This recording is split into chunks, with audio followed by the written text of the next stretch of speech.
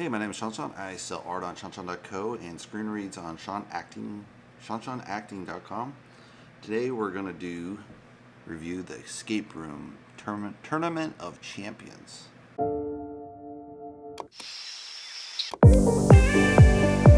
So this is a film by Robitel. Time is 1 hour and 20 minutes, so perfect timing. I like that 1 hour and a half sweet spot. Actors are Taylor Russell as Zoey, Logan Miller plays Ben, Deborah and Woll plays Amanda, Thomas Cocquerel plays Nathan, Holland Roland plays Rachel. So it starts off with Zoey. She's in her kind of psychology, kind of recuperating from her last escape room where she barely survived except her and her friend Ben. She's just, totally obsessed about finding who this Mina Corporation is and investigate them and expose them. Her psychologist's like, oh, there's only so much I can do for you. Everything you think is a clue. And she's like, well, yeah, of course.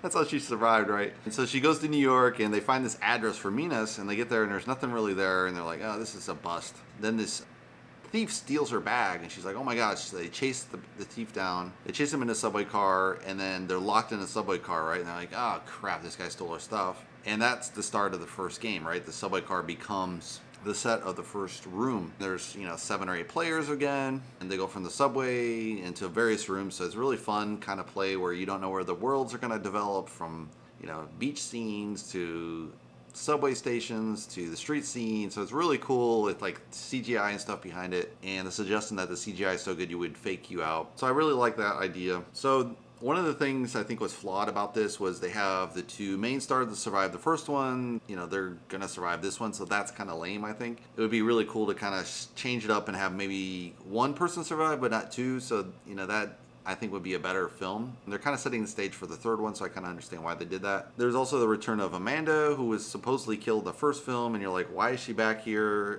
It was a cool bring back, but at the same time, it's kind of lazy script writing, I think, a little bit. But you got to kind of connect the 2 films somehow, so maybe that's why. It was okay to see her again. It was kind of a nice surprise, but I don't think it was necessary. There's a great fun idea of like this killer maze, and you have to survive it. There's several movies similar to this, like The Cube, and there's a whole spawn of Cube, but Cube is a little more darker sci-fi kind of touch. This one is just, I don't know, it just has more of a fun flavor to it. Great sets, great set design to make these a real world scenario. It would have been nice to kind of see more of the unraveling of the Mina Corporation. They're omniscient and invincible in the first film. No one could spot them, knew what they were about. The second film, again, they're kind of omniscient. They know everything. They can't be busted or, so it's just kind of like, well, they should be able to unravel a little bit from the first film. Like, I think it would have been a little better story there maybe. But again, they're kids, so that's kind of realistic. I mean, how much would kids be able to investigate? But I mean, again, they have the internet, Google.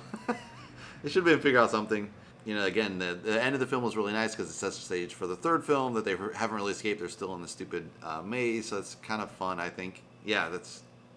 it doesn't hurt to see another escape room. I like these type of films. And there was this weird sequence where, I don't know if they ran out of film cuts or whatever, but they show a whole bunch of sequence from the first one. They really could have just edited that all out. Maybe that's 5-10 minutes of film, and they just didn't have enough cuts in the film. Again, if they would have investigated more into Mina and who Mina was and investigated, that could have been a little side story of 5-10 minutes and added that in there.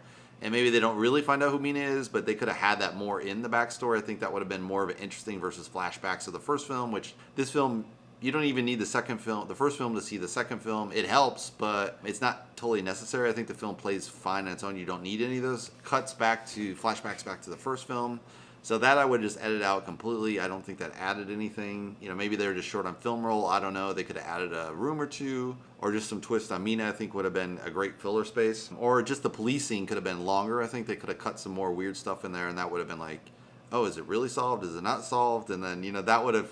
They could have added a little bit more spicier on that Act 3, I think. There's this fun full circle from the very first scene, which is the psychology, and she's talking about all the props being clues, and in the end they are clues. So that's a great full circle kind of twist on the film. Yeah, I mean, it's a really fun film with, the mystery of how people get killed and why they were killed. And it's not as scientific as psychological as, say, The Cube, which is kind of more like, why is the corporation doing that? They don't really know, and everyone's speculating as they're getting killed off. And this one, they're speculating a little bit, but they're so caught up with trying to escape and survive, they don't have time to really think about it. But And the cube is kind of more interesting in the aspect that they actually got to think and consider why they'd be hunted to death, what kind of corporation would do this to people, what kind of military would do this. And in this movie, it's just kind of fun games. These ultra rich people just killing people for the fun of it and betting on it.